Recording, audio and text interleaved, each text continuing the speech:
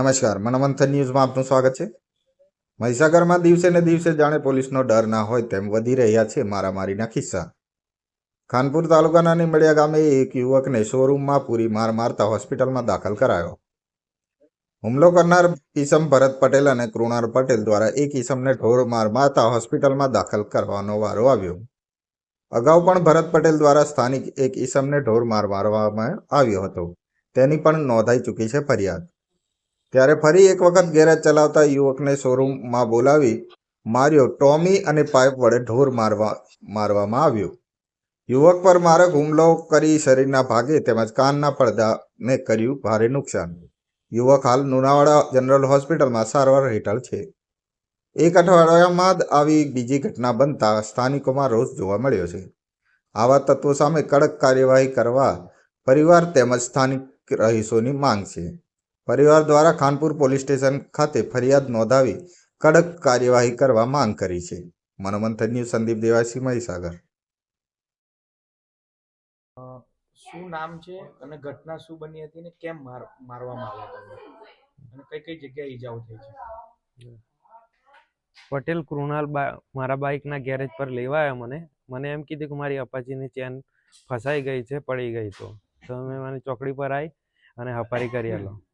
તો મેં ના પાડી પહેલાં કે મારે કામ વધારે છે, તો મેં ના પાડી। તો એમને કીધું કે જબરજસ્તી કે 200 રૂપિયા આપી દે, મારે ઇમરજન્સી છે પણ મને આટલું હપારી કરી આલો। તો હું એમની બાઇક પર બેસી મારો પોનો પકડની ઠેલી લઈ એમના બાઇક પર બેસી એ ડાયરેક્ટ મને સીધા શોરૂમ પર લઈ ગયા, જલ્દી ફાસ્ટ બાઇક ચલાવીને ડાયરેક્ટ શોરૂમ પર લઈ જાય। શોરૂમની અંદર ધક્કો મારી મને અંદર લીધા અને શટલો બંધ કરી અને મને અંદર મારવાનું ચાલુ કર્યું। પહેલાં મને કોન પર ને એવા લાફા માર્યા તો મારાથી સંભળાવાનું ને એવું એ થઈ ગયું અને મારાથી મને એમને લોખંડની ટોમી એક કૃણાલ પટેલ પકડી રહ્યા અને હાર્દિક શોરૂમના પટેલ ભરતભાઈએ મને ટોમી બહુ માર્યો અને બહુ અતિશય માર્યો અને પછી મારા જોડે એમણે વિડીયો લખાવડાવ્યું અને સહી કરાવડાવી।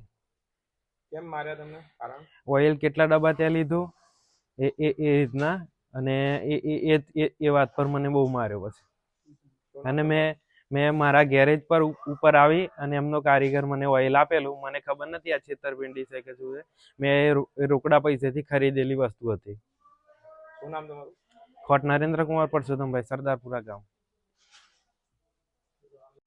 શું નામ છે અને તમારા ભાઈને મારવામાં આવ્યો છે એ કોણ હતા?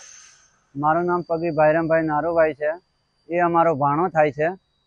હવે એ લીંબડિયા ચોકડી પર ઓટો ગેરેજનો ધંધો કરે છે અને એ ઓટો ગેરેજની સામે એમનો વીરપુર રોડ ઉપર શોરૂમ ચાલે છે, ભરતભાઈ અને કૃણાલ પટેલ। આ બંને અમારા ભાણાને આપણે મારી ગાડી બગડી છે એમ કરીને લઈ ગયા અને પછી ત્યાં શટર બંધ કરીને લોખંડની પાઇપોથી કે ટોમીઓથી ફટકારવામાં આવેલો અને ફોન લઈ લીધો હતો અને એટલો ઢોરમાર માર્યો હતો કે શરીરના દરેક જ ભાગ ઉપર અત્યારે હાલમાં ચાઠા દેખાય છે અને કાનનો પડદો ફાટી ગયેલો છે અને બેભાન અવસ્થા જેવો છે।